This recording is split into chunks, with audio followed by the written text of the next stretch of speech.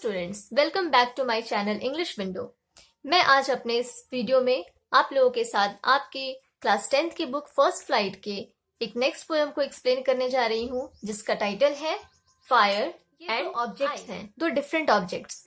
इसका मतलब ये नहीं सोचना है कि पोएट ने इस पोएम में फायर और आइस के बारे में बताया है। नो, ये जो पोएम है वो एक सिंबॉलिक पोएम है।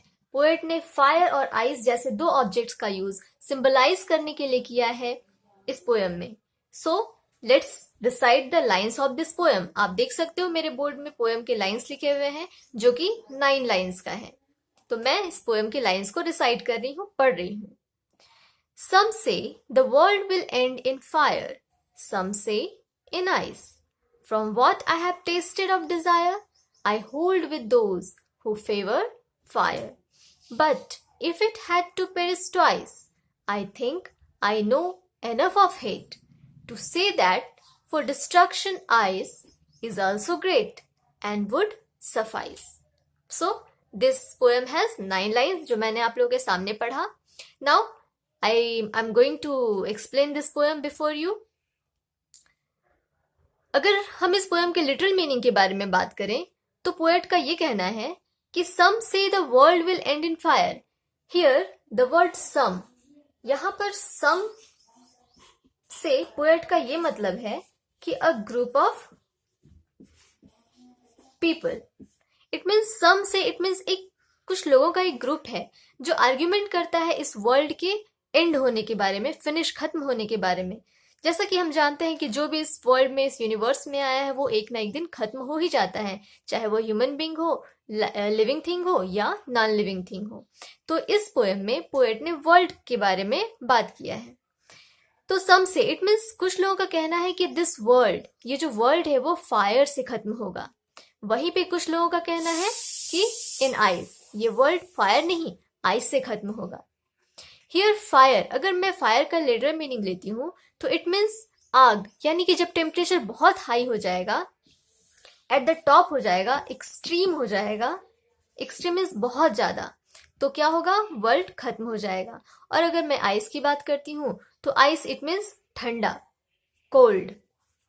अगर ग्लेशियर्स, हम जानते हैं कि यहाँ पर ग्लेशियर्स हैं, अगर टेम्परेचर बिल्कुल ठंडा हो जाएगा तो क्या होगा, ठंड से सब कुछ जमने लगेगा और वर्ल्ड जो है वो वैसे भी खत्म ही होगा।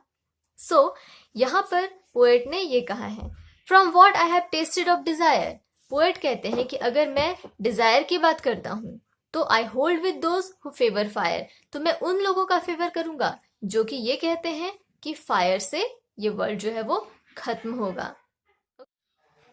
अब मैं आप लोगों को बताती हूँ कि यहाँ पर पोएट ने जो फायर और आइस का वर्ड का यूज किया है वो क्या सिंबलाइज करता है। पोएट ने यहाँ पर फायर और आइस को कंपेयर किया है destructive features of human emotion से। यहाँ पर पोएट का कहना फायर से है ग्रीड, जेलसी, एंगर और ऐसे ही अदर फीलिंग्स के लिए। और आइस से पोएट का जो कहना है, उनका जो मीन है वो है hatred, हार्टलेसनेस,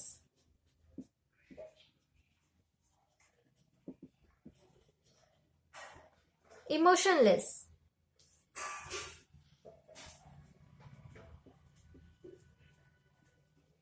behaviour. It means poet का फायर वर्ड यूज करने से मतलब है ग्रीड, जेलसी, एंगर और ऐसे ही दूसरे फीलिंग्स को लेकर जो कि ह्यूमन फीलिंग्स है। और आइस से कहने का मतलब है हेट्रेड, यानी कि नफरत, घृणा, हार्टलेसनेस, इमोशनलेस बिहेवियर यानी कि अमानवीय व्यवहार और इमोशनलेस बिहेवियर, ये सारी क्या है, ह्यूमन फीलिंग्स हैं। तो पोएट ने फायर एंड आइस को का यूज इसी चीज को कंपेयर करने के लिए किया है। आपको पता होगा कि हमारे इस कंट्री में या इस वर्ल्ड में अगर कोई झगड़ा, लड़ाई, दंगा फसाद कुछ होता है तो क्यों होता है, वो जेलसी की वजह से, हमारे ग्रीड की वजह से और नफरत की वजह से या फिर हार्टलेसनेस की वजह से। अगर कोई लड़ाई होती है तो वो हमारे ग्रीड का ही एक रिजल्ट होता है। हम एक दूसरे से जेलस होते हैं, हम एक दूसरे से गुस्सा करते हैं तो हमें क्या होता है, नफरत होता है और फिर वो बड़ी लड़ाई में और फिर वर्ल्ड वॉर में जैसी चीजों में वो चेंज हो जाता है, ट्रांसफॉर्म हो जाता है। तो यहाँ पोएट का कहना है कि वर्ल्ड चाहे फायर से खत्म हो चाहे आइस से खत्म हो, उसका रिजल्ट क्या होना है, खत्म ही होना है। But if it had to perish twice, perish here, perish means die, perish means die, twice, twice means दो बार। इट मीन्स अगर पोएट का कहना है कि अगर इस वर्ल्ड को दो बार खत्म होना है तो I think I know enough of it, तो मुझे ऐसा लगता है, here I means the poet, poet को ऐसा लगता है कि ये हेट से ही खत्म होगा, नफरत से ही खत्म होगा, क्योंकि इस दुनिया में नफरत बहुत ज्यादा है। To say that for destructive ice is also great and would suffice, और इस दुनिया में जो आइस, आइस मीन्स हेट्रेड, नफरत, हार्टलेसनेस यानी कि अनकाइंडनेस, निर्दयता, और इमोशनलेस बिहेवियर यानी कि लोगों के प्रति कोई इमोशन नहीं होना, ऐसे बिहेवियर्स इस वर्ल्ड में लोगों के अंदर ज्यादा हैं।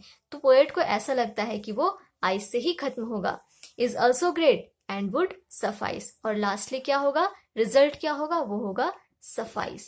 सफाइस मीन्स क्या होता है, सफिशिएंट, सफिशिएंट मीन्स पर्याप्त, enough, be sufficient. Paris means die and suffice means be sufficient. It means ice का ही होना, हेट्रेड, हार्टलेसनेस, इमोशनलेस बिहेवियर जैसे ह्यूमन फीलिंग्स का ही होना इस वर्ल्ड के एंड होने के लिए सफिशिएंट है, इनफ है। So this is the literal meaning of this poem. इस पोएम का जो मीनिंग है वो है, और अब मैं आप लोगों को आगे बताऊंगी कि पोएट ने यहाँ पर फायर और आइस का कंपेयर कैसे किया है, कौन कौन से लिटरेरी डिवाइस हैं और इसका क्या राइम स्कीम है। Now you can see here, मैंने यहाँ पर कुछ इंपॉर्टेंट पॉइंट्स लिखा हुआ है इस पोएम से related. I am going to read it, try to understand. The poet compares fire and ice with destructive features of human emotions, desire and hatred. जैसे कि मैंने आपको बताया था कि फायर और आइस है तो दो ऑब्जेक्ट्स, बट इसका लिटरल मीनिंग जो है वो फायर मीन्स आग, आइस मीन्स बर्फ, यानी कि ये आग यानी बिल्कुल हॉट टेम्परेचर, और आइस मीन्स कोल्ड टेम्परेचर के बारे में, कूल टेम्परेचर के बारे में बताया जाता है। बट रॉबर्ट फ्रॉस्ट ने इस पोएम में फायर और आइस का यूज पर्सनिफाइड करके सिंबलिकली यूज किया है, जिसका मतलब है कि पोएट जो है वो फायर और आइस को human feelings, human emotions, desire, hatred, इन सारी चीजों से, जो कि एक डिस्ट्रक्टिव फीचर है यानी कि चीजों को बर्बाद करने वाला, विनाश करने वाला, बर्बाद करने वाला फीचर है, उसके साथ कंपेयर किया है।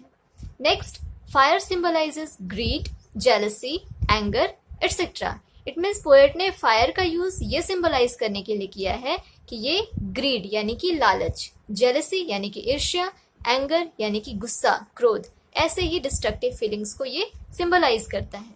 एंड आइस जो कि नेक्स्ट ऑब्जेक्ट है, ये सिंबलाइज करता है, ice symbolises hatred, heartlessness, emotionless behaviour of human beings.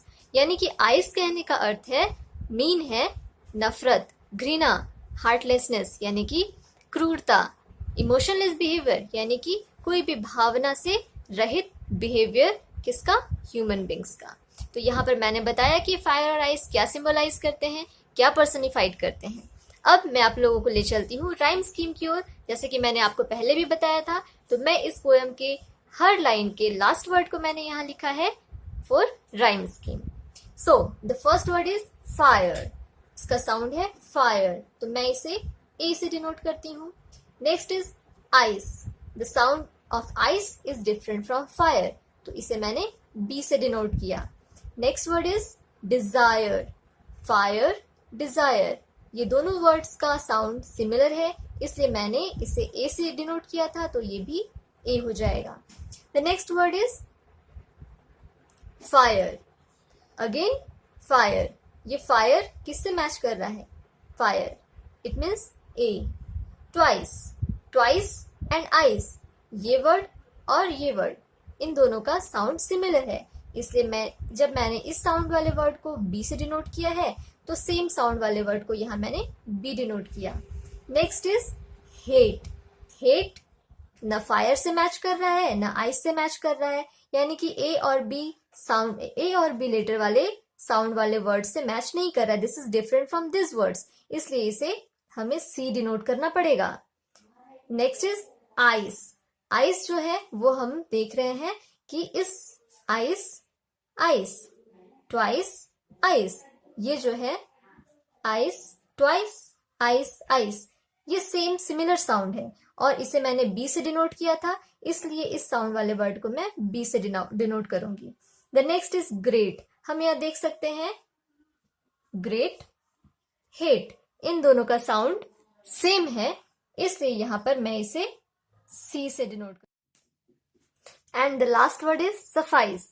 इस वर्ड का जो साउंड है वो सफाइस आइस, ये आइस और ट्वाइस दोनों से सिमिलर है और इस साउंड वाले वर्ड को मैंने बी से डिनोट किया था, इसलिए मैं इसे बी से डिनोट कर रही हूं. तो हमारा जो राइम स्कीम है,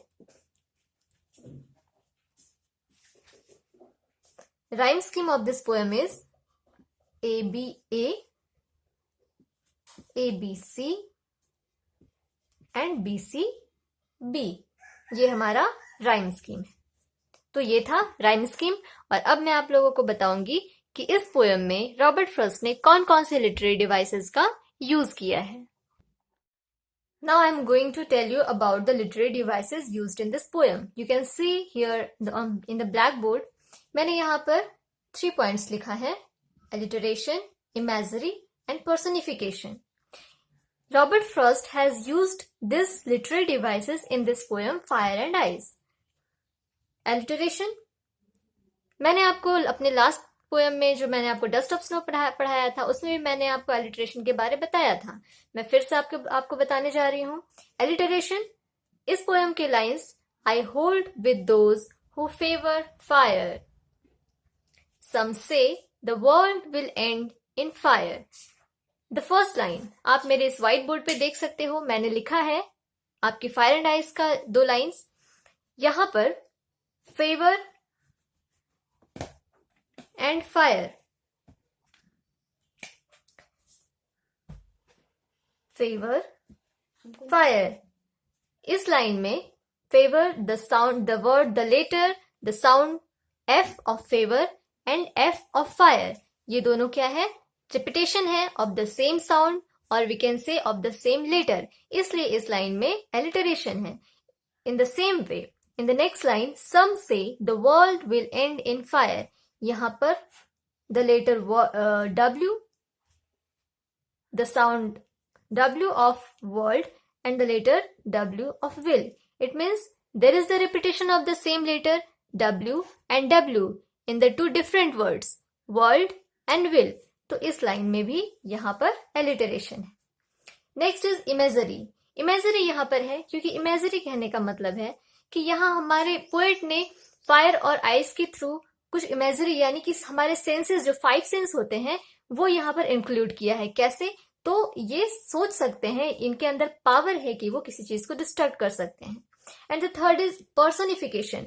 पर्सनिफिकेशन क्या है मैं आपको शॉर्ट में बता दूं.